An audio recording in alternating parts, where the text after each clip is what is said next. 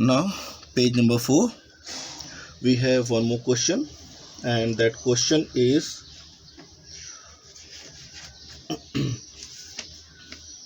obtain the inverse of the following matrix using elementary operations of matrix.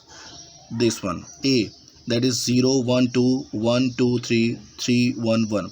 So what we need to do is to find the elementary operation. So what already I have done my row operations, so I am solving this entire question by using column operation. Column operation we are using, this is column operation. So before starting, I wrote here A equal to AI. We know the this relation, and definitely again A is this one, A again over here, and this is I, that is unit matrix. What we have done is C1 C2, this is column transformation. So what we are doing is putting this column to this place and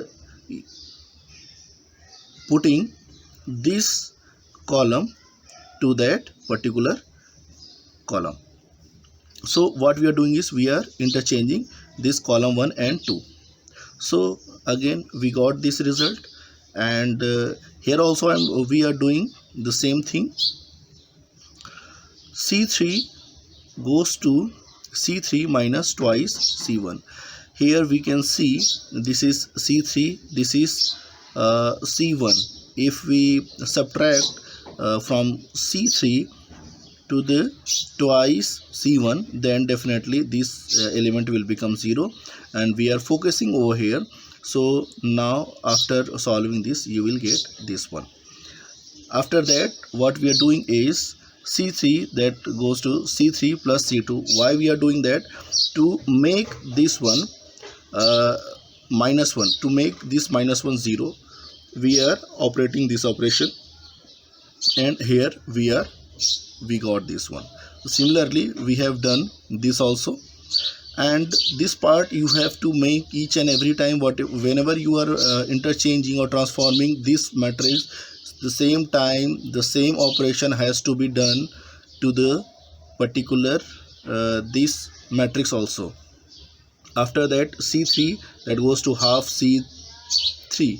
So we are taking common this 2, or we are multiplying 1 by 2 to this column 3, so it will become 1.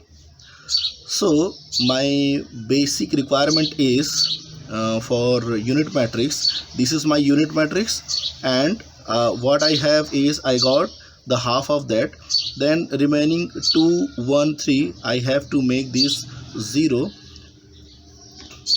So for that, again C1 that goes to C1 minus twice C2.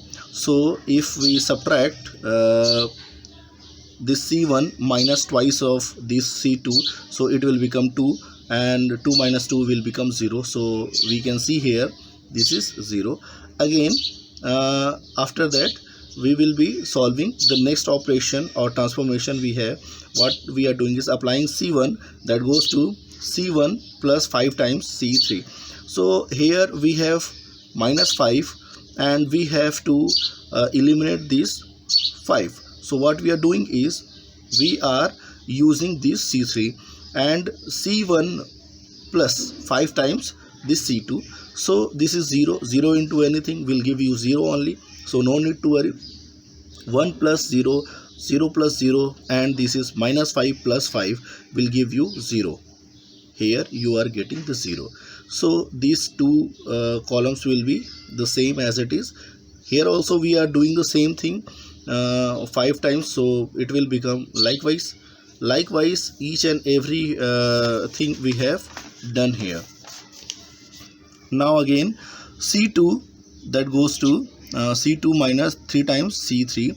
So we can see here this is 3, this is 3. So we have to make this 3 as 0. So what we are doing is this C2 minus this C3 and that too 3 times. So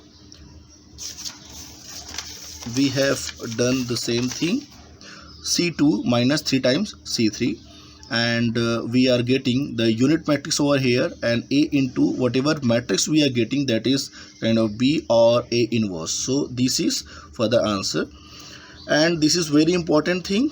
We have you should note it down. If we obtain all zeros in one or more than one rows or columns of a matrix A, then A inverse does not exist. A inverse does not exist if all the rows or columns, entire element of a particular row or column is 0. And this finishes your this topic, and you will be able to solve the exercise 3.4. In the entire exercise, they have asked you to use elementary transformation to find inverse of each of the matrix if it exists. And whenever you are getting, for example, here you are getting 0, 0 and 0, in that particular case you can say that the A inverse is not exist. A inverse does not exist, right? So you will be able to solve 3.4 exercise. Go through miscellaneous exercise, and you will also able to solve miscellaneous exercise on chapter 3. Go through my all the videos carefully, watch it twice, thrice, and make the note of that. Then only you will come to know that how to solve the questions. I have explained each and everything to the best of my knowledge, and that is for now. And the remaining portion of determinant chapter will be continuing by the next video.